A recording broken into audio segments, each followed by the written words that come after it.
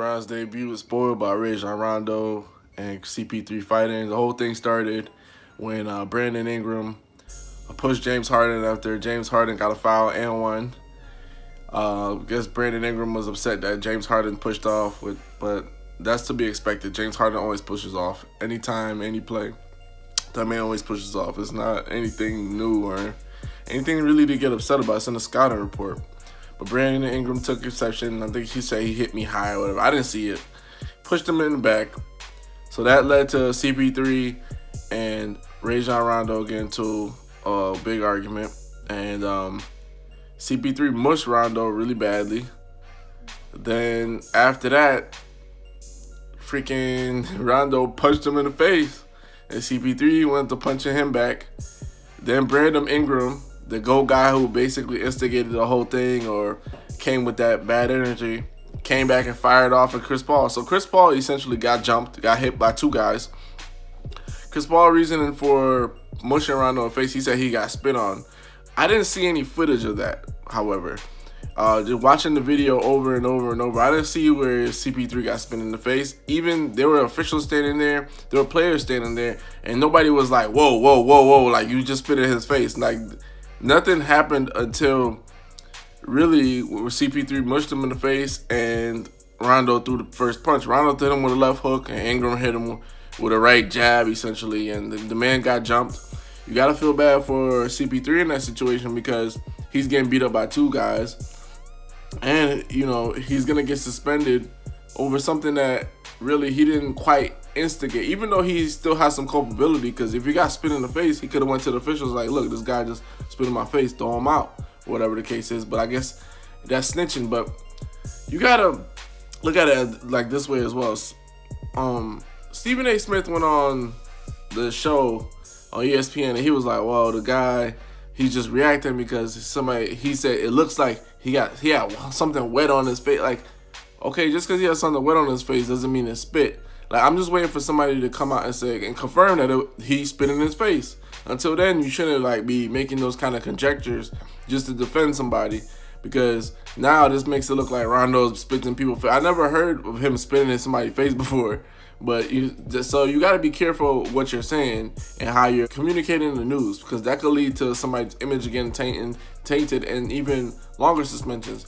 You know, Kiki Vanderway was in the building or whatever the case is, so that guy he hands out massive suspensions, sometimes for no reason. You know, Draymond Green got suspended during the NBA Finals from essentially nothing. He could have got a fine or something, but they were like, oh, well, he had antics throughout the whole year. Yeah, throughout the whole year, but in that instance, that's one instance in the NBA Finals. That should be held separately. You know what I'm saying? So you gotta be careful what you're reporting, how you're reporting it.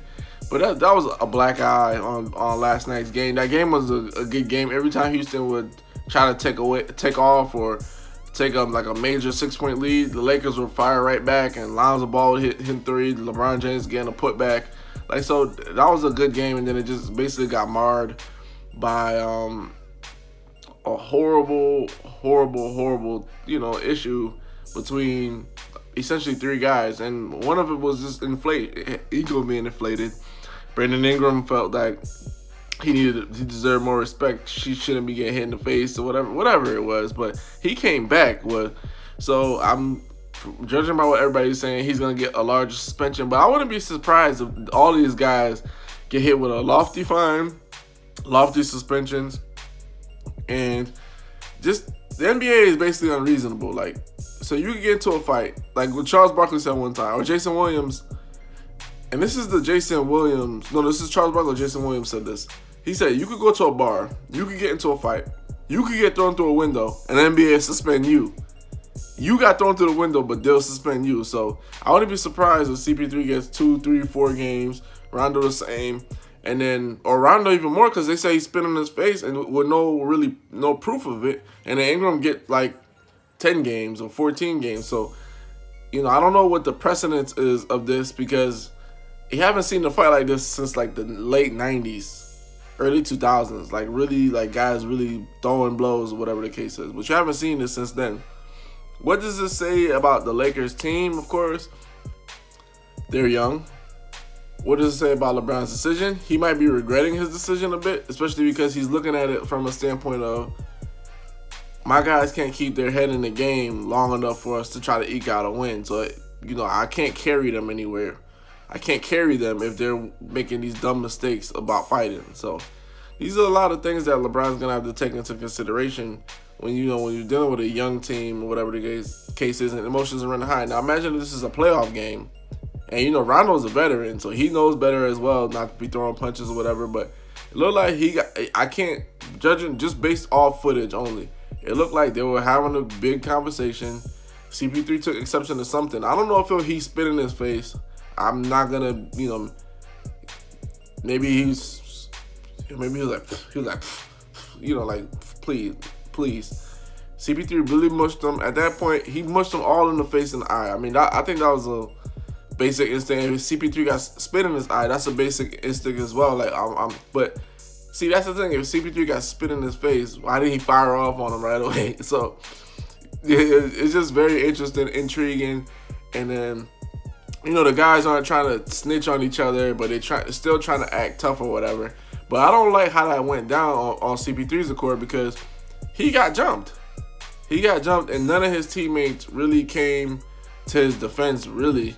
If you really look at it, man got punched once, got punched twice. It was LeBron James that separated the fight. So I don't really like that.